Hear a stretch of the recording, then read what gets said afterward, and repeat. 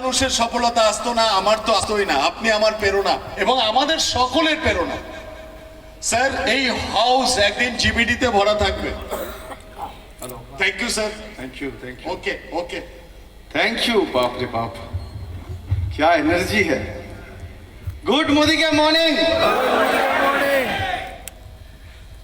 मैं संजय जी को बोल रहे थे अभी कि आप तो मुझे नेटवर्कर बना के छोड़ोगे। अगर हमको गलती से किसी ने नेटवर्कर बना दिया तो प्रॉब्लम आप लोगों का होगा। प्रॉब्लम का सलूशन हम ही देंगे, मैनेजमेंट संजय जी के साथ।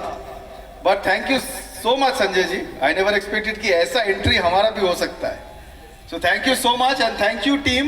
25 years, 25 लॉन्ग years, 25 साल काफी होता है।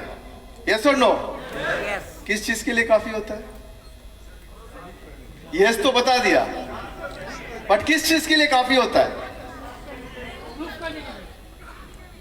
25 साल काफी होता है उन लोगों को जवाब देने के लिए जिन्होंने बोला था नेटवर्क मार्केटिंग चलता ही नहीं है। उन लोगों ने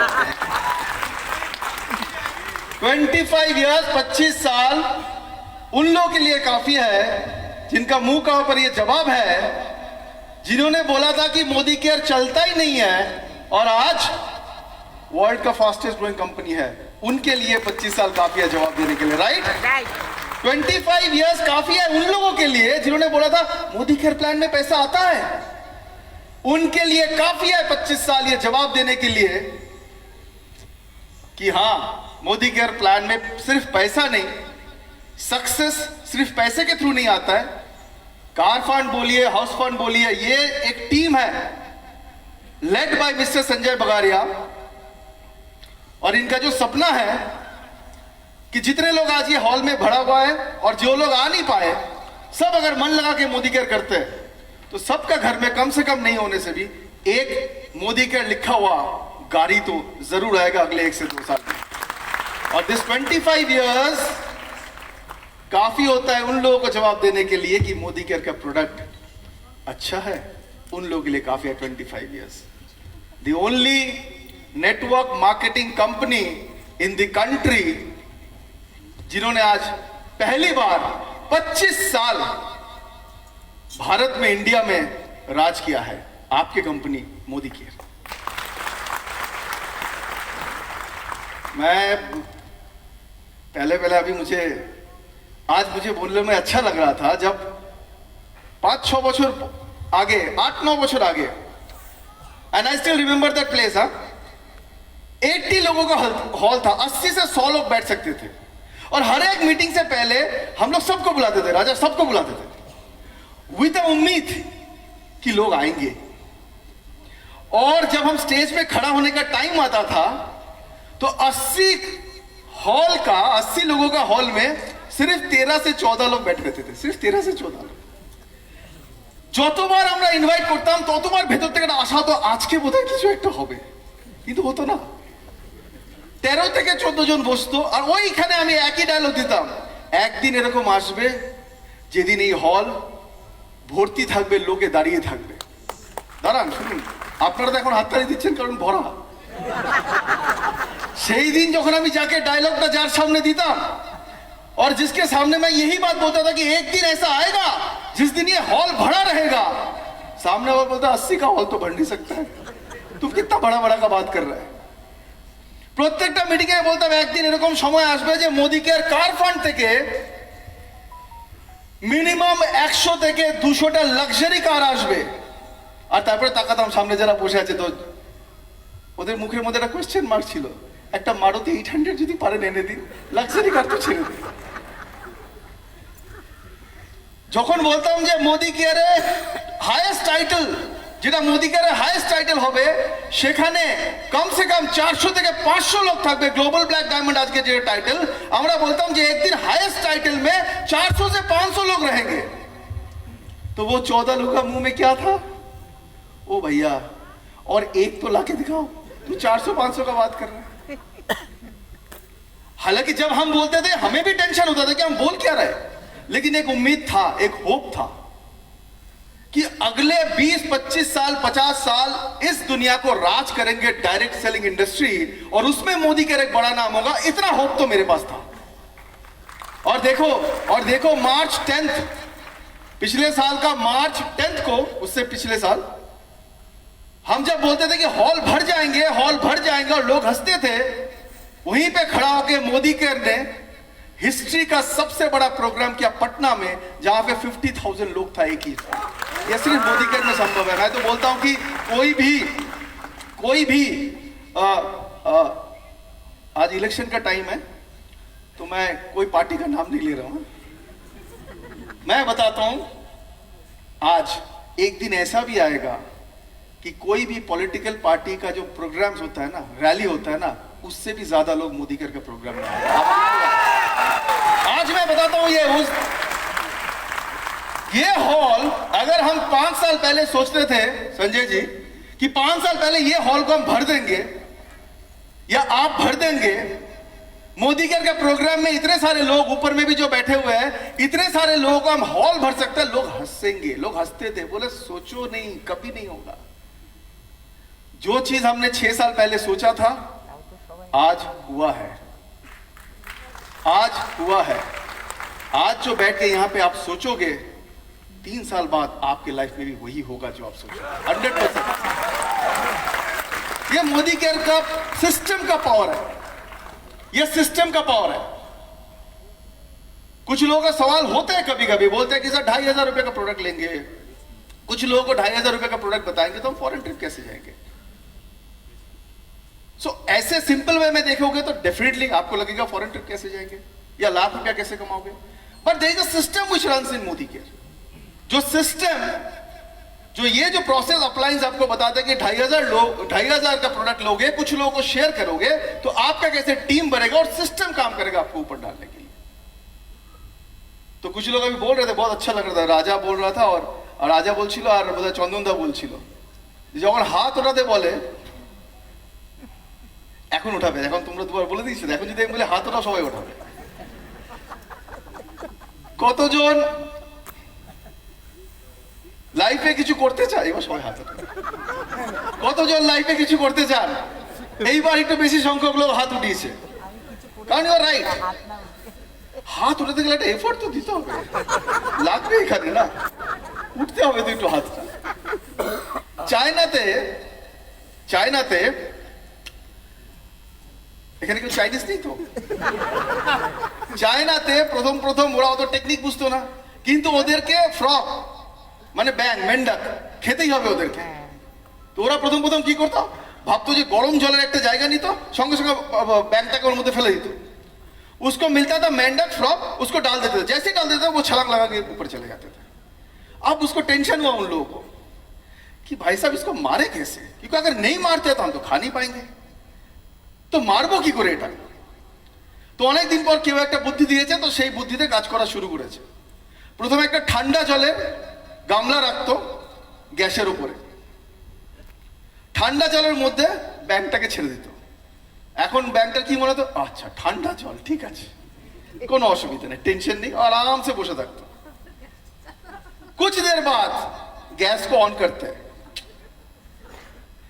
अब गैस को जैसे ऑन करते हैं, पानी धीरे धीरे गर्म होता है, इसको अच्छा लगता है, अच्छा थोड़ा सा वार्म वाटर भी है, अब तो सही लग रहा है, क्योंकि चाइना इज मोरलेस कोल्ड, वहां पे ठंडा होता है, उसको थोड़ा थोड़ा गर्म लगता है और बहुत अच्छा लगता है, एडजस्ट कर लेता है, अब तो सही है। उसके बाद थोड़ा सा गैस को ज्यादा बढ़ाता है, अब उसको थोड़ा ज्यादा गर्मी लगता है, लेकिन वो एडजस्ट कर लेता है, मजा आ रहा है। उसके बाद गैस को थोड़ा ज्यादा ऑन करता है, अब थोड़ा थोड़ा गर्मी लग रहा है लेकिन ठीक है। इसके बाद वो क्या करता है, पूरा गैस को ऑन कर देता है और उसको लगता है गर्मी। अब उसको लगता है मुझे तो छलांग लगाना पड़ेगा, जैसे कोशिश करता है छलांग लगाने में, वो छलांग लगा नहीं पाता है। क्यों?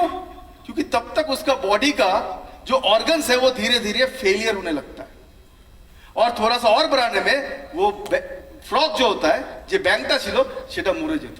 এবার ব্যাংকটা মরলো কেন? গরমের জন্য? কিসের জন্য মরেছে? क्योंकि जब उसको छलांग लगाना था उन्होंने छलांग नहीं लगाया, करेक्ट? गर्मी के लिए नहीं मरा है, जब उसको छलांग लगाना था तब उसको छलांग नहीं लगाया और इसीलिए वो धीरे धीरे मर गए।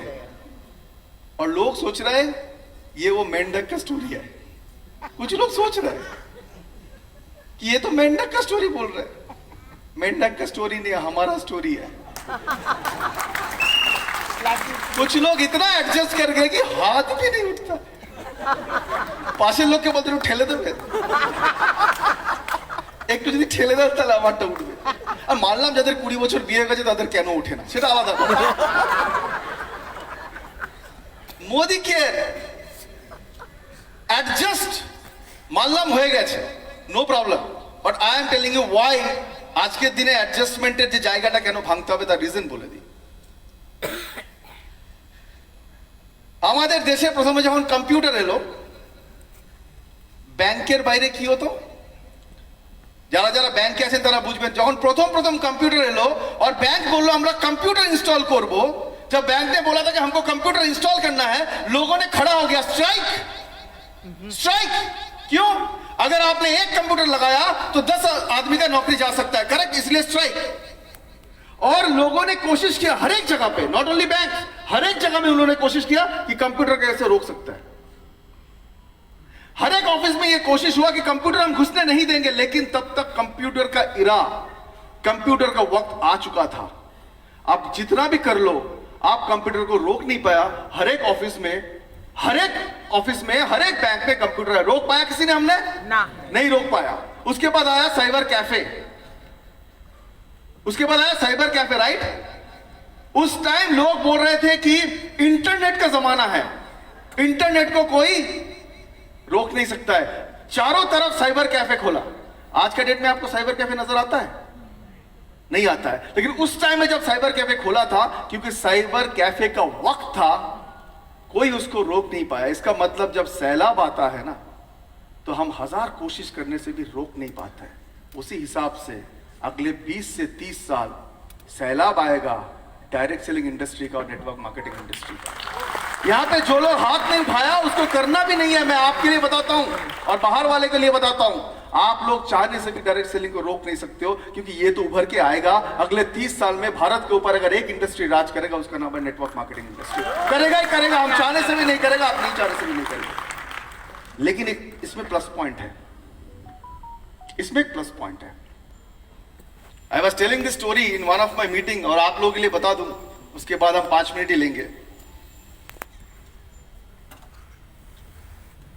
कैलकाटा का one of the biggest businessman, जो लोग वेस्ट बनाता है, वेस्ट गेंजी जरा बना है, वन ऑफ द बिगेस्ट, बोलते पारे ओरा Calcutta top manufacturing company for innerwears. Luckily मेरा उनके साथ मुलाकात हुआ, एक जगह हमने बैठा तो हमको उनका बिजनेस समझ में आया। उसके बाद हमें पूछा कि थोड़ा आप बताइए तो आपका बिजनेस कैसे चलता है। तो मैंने उनको समझाया, प्रोसेस क्या है। I said this is a reference business. लोगों को प्रोडक्ट यूज करते हैं, अगर अच्छा लगता है तो वो लोगों के साथ शेयर करते हैं, वो लोग अगर ज्वाइन करते हैं वो भी प्रोडक्ट यूज करते हैं, ऐसे करके ये बिजनेस चलता है। तो 10 मिनट समझाने के बाद मैंने उनको पूछा, आपने कुछ समझा? बोला हाँ, थोड़ा थोड़ा समझ में आ रहा है, थोड़ा थोड़ा, ज्यादा नहीं। फिर मैंने शुरू किया कि ऐसे ऐसे बिजनेस होता है, फिर टाइटल्स होता है, फिर मार्केटिंग प्लान होता है, फिर कमीशन आता है। आधा घंटा बोलने के बाद ही टोटल कंफ्यूज्ड। मैंने बोला आपने समझा मैंने क्या बोला?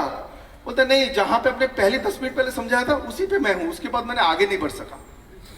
फिर पूछा आपका डिस्ट्रीब्यूशन कैसे होता है? मैं बोला हमारा डिस्ट्रीब्यूशन पॉइंट्स देते हैं हम।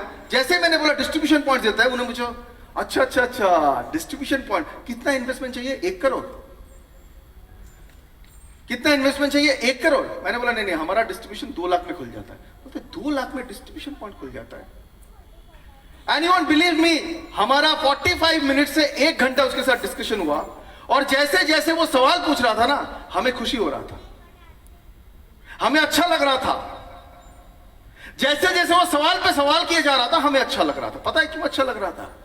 हमने सोचा एक इतने बड़े कंपनी का ओनर, जिन्होंने स्टडी किया बाहर से, इतने सारे एजुकेशन है, 600 लोगों का कंपनी चला रहा है, उसको भी डायरेक्ट सेलिंग के बारे में कुछ नहीं पता, तो आम जनता को इंडिया में खाक पता होगा? इतना बड़ा अपॉर्चुनिटी पड़ा हुआ है,